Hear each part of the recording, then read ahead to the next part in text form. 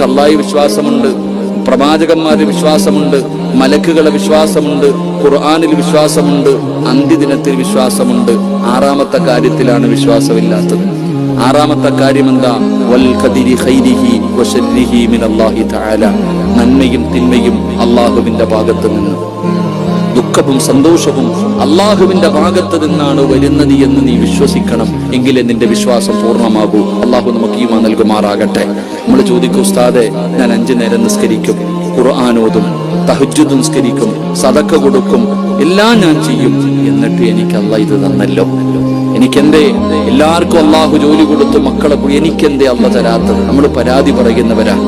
നമ്മുടെ ജീവിതത്തിലേക്ക് എന്റെ പ്രിയപ്പെട്ടവരെ എന്തെങ്കിലും ഒരു പരീക്ഷണം വരുമ്പോൾ നമ്മുടെ ഈമാൻ അങ്ങ് നഷ്ടപ്പെട്ടു പോകുന്നൊരവസ്ഥ.